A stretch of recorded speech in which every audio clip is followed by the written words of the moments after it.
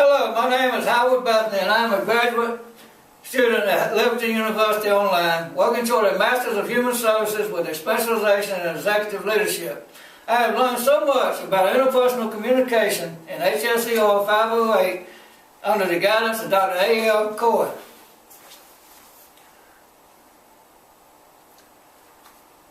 According to Stewart 2009, the term interpersonal labels the kind of communication that happens when the people involved talk and listen in ways that maximize the presence of the personal. Exhaling and inhaling are labels that describe the meaning-making processes involved in communication. During communication, when a person exhales, he or she is producing verbal or nonverbal utterances.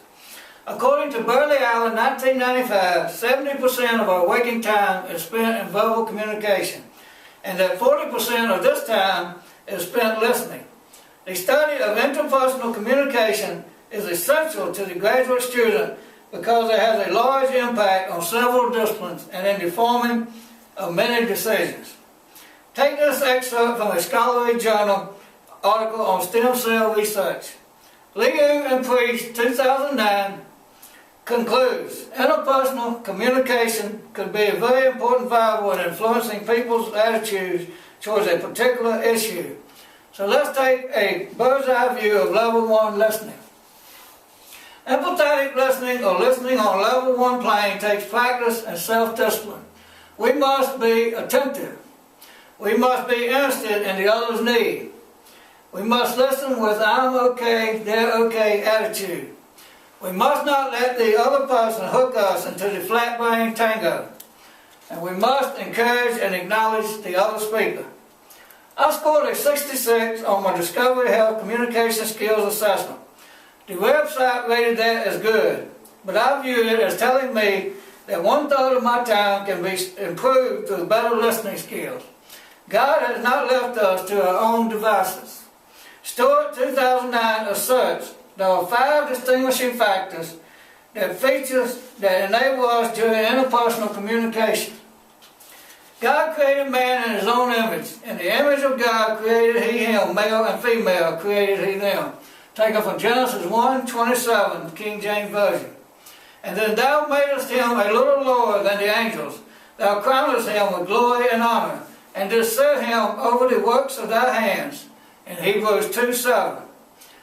Being created in the image of God provides us with personal features. God makes us unique. Viola Walden avers that every life is a fresh thought from God to the world. After communication partners have co-constructed identities of each other, the uniqueness is not the focus of the interaction. The similarities are. God makes us unmeasurable. During interpersonal communication, there are personal features that neither participant has any control over, such as emotions or feelings. God makes us responsive. As participants communicate together interpersonally, they expect a response and not just a reaction. God makes us reflective. Stewart posits only humans compose and save histories of their lives.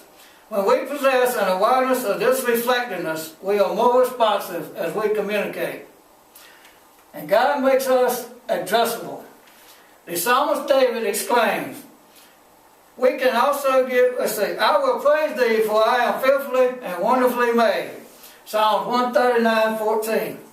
We can also give praise to him for all of these features and more, which causes us to realize that we have been addressed and are able to communicate on an interpersonal level.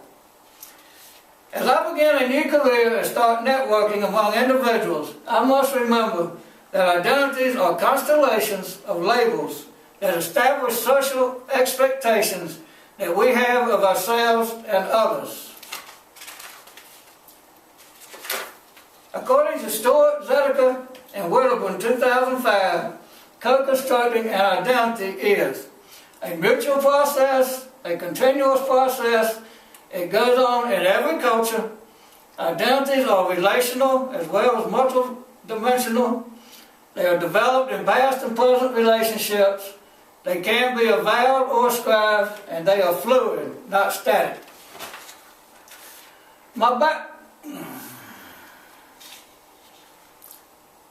My background helps to make my identity. I was born in 1959 in Kingsport, Tennessee, in the foothills of the Smoky Mountains. With a Christian background with strict discipline, my positive attributions to my conversation include: my background and back end were ingrained by Christian morals. I had genetically acquired my intellect, and by growing up poor and also visiting sick and needy with my dad, I learned how to walk in others' shoes and feel how they felt. The negative impacts of growing up in a secluded valley where I only had a singular view of the world, and this was one that taught me to do things for the betterment of myself and not the whole community. I was also taught the biblical view that the male was the dominant individual of the household and church. After training in the Army and life on the streets, my behavioral blend has changed to some degree.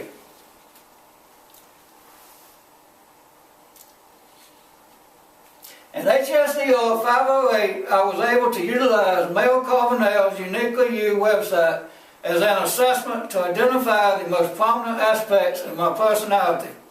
The assessment furnished me with 2 graphs, one to explain what I felt was expected of me, and another of who I really am.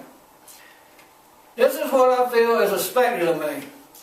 I feel people want me to be an inspirational speaker that has researched the material I am speaking of. I feel that more research is necessary. I feel that they want me to manage conflict by influencing others to be happy and educated.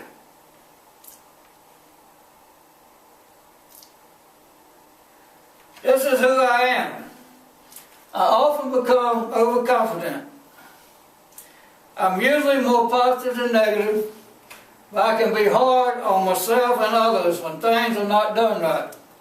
I sometimes move forward too quickly, and I'm strong-willed, energetic, and contemplative.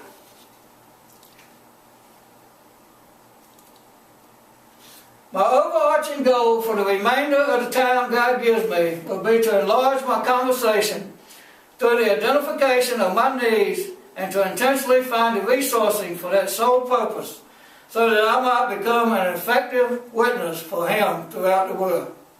I know there will be barriers and noise pollution that I will have to overcome, as I will discuss in the next slides.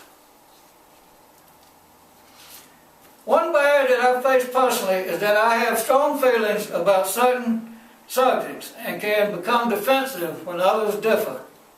It makes it very hard to create dialogue if I am not willing to listen to what they have to say.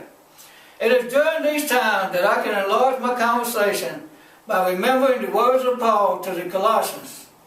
Let your speech be always with grace, seasoned with salt, that ye may know how ye ought to answer every man. Colossians 4:6.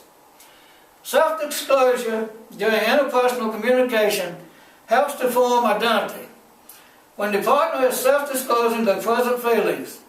However, what I tend to dwell on are my past experiences as I self-disclose.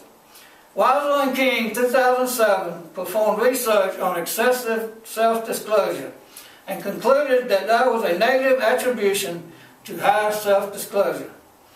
Since the Bible is the best resource I know, I will use its tenets to enlarge my conversation. Proverbs 17:27 states, He that hath knowledge spareth his words, and a man of understanding is of excellent spirit. Peterson, 2007, defined the flat brain syndrome as: our stomachs become overloaded, our hearts turn brick-like, then our brains go flat, hearing is skewed, seeing is distorted, and then the mouth works overtime. When I identify myself becoming flat-brained, I will use my resources to reduce emotional disturbance, clarify my thinking, increase my self-confidence, and build supportive friendships. Noise pollution. Obsessions, addictions, emotions, faulty thinking, reception, perception, and attention are all internal noise pollution problems.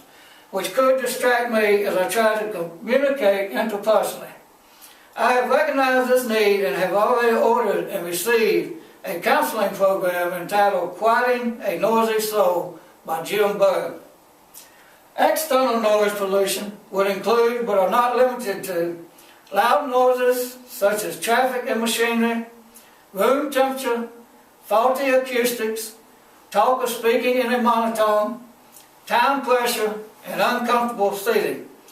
To satisfy these needs while enlarging the conversation, I would accept the things I couldn't change the things I could, and pray for God to show me the difference between the two, adapted from the Serenity Prayer.